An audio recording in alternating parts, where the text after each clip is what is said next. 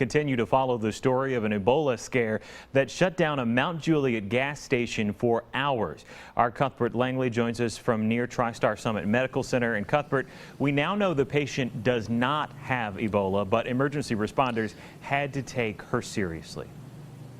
Absolutely, Adam. Given the national news recently with just how widespread in West Africa this Ebola virus is, with these cases happening here around Texas as well, you definitely had to take every precaution, and that's what responders did this morning. I just heard from hospital officials here at TriStar Summit Medical Center that the patient here involved in this does not have Ebola. Here's what happened, though. Take a look at this video, and you can see the precautions these first responders did take. The woman called 911 around midnight last night, saying that she had chest pains. When she was speaking with dispatchers, they were doing a question and answer to figure out more about her condition, and the dispatchers were led to believe that she could have symptoms of Ebola. So that's why the first responders reported like they did to that scene, wheeling her out of that gas station.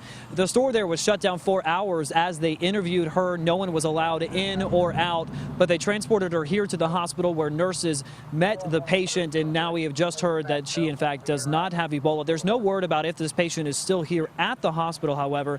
And even though this was just a scare, thankfully, Wilson County officials say they had to take every precaution possible. But yes, we do beef it up when that criteria is met. We will beef up our PPE, personal protective equipment, so that we can also protect the patient as well as protect us as well.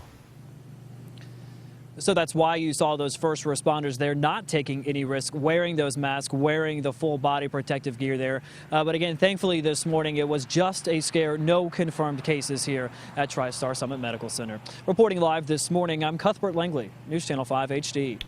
Now to why they take those threats so seriously. A healthcare worker at a Dallas hospital has tested positive for Ebola. According to officials, the worker reported a low-grade fever Friday night and was isolated. Preliminary positive test results came back late last night. Officials say they have been preparing for this possibility. They have interviewed the patient and are identifying any contacts or potential exposures. Thomas Eric Duncan, the first person diagnosed with Ebola in the U.S., died Wednesday at that same hospital. Well, the National Weather Service has confirmed it was an EF1 tornado that touched down Friday night in the hilltop community of Hickman County. The storm left a trail of damage and debris for 2 miles, with winds topping at 100 miles per hour. Several homes in the area were damaged, most of them belonging to one family. The Gossets have owned several properties in that area for years, and while they faced strong storms before, they tell us no storm has ever caused this much damage. Everybody in my family, everybody was accounted for and healthy and happy, you know. Volunteers, friends, and family are helping the Gossets get back on their feet. And as Andrea mentioned just a short time ago, more wild weather is headed our way. We have a Storm 5 alert in effect for tomorrow, with the most severe weather expected Monday night into Tuesday morning. Damaging winds, hail, and heavy rain are likely. Tornadoes could even be possible. Stay with News Channel 5, both here on television and online at newschannel5.com for the latest weather warnings.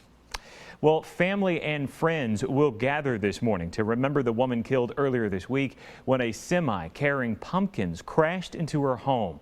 A memorial service for 66-year-old Carol Boo will be held this morning at 10:30 at the Fellowship of Two Rivers. Her visitation and funeral are Monday and Tuesday at Woodlawn Roche Patton Funeral Home on Thompson Lane in Nashville. Police say Boo died after a tractor trailer crossed the center line on McGavick Pike, hit a utility pole, and then slammed into a bedroom where she was sleeping. The driver was not hurt. No charges have been filed, but police are investigating. An online account has been set up to help the Boo family while they await insurance assistance. We've put a link to it on our website. Just head to newschannel5.com. Well, the search continues this morning for a man who robbed a pharmacy. Take a good look at these pictures. Clarksville police say around 3:30 yesterday afternoon, this man walked into the Kmart on Wilma Rudolph Boulevard and handed the pharmacist a threatening note. He allegedly kept one hand in his pocket the entire time as if he had a weapon. Police say the man was wearing a red shirt under his hoodie and possibly had a goatee. If you know anything about this robbery, call Clarksville Police and Crime Stoppers at 931-645-TIPS. And have you seen this man? 19-year-old Cameron Morton is wanted by Metro Police for a number of armed robberies across Nashville this week. Police believe Morton was the gunman during a Shell gas station robbery on Charlotte Avenue Tuesday, as well as a MAPCO robbery on Murfreesboro Pike Wednesday, and then a robbery at Quicksack on West End Thursday. Morton is a student at TSU and is known to live on campus. If you see him, call police immediately.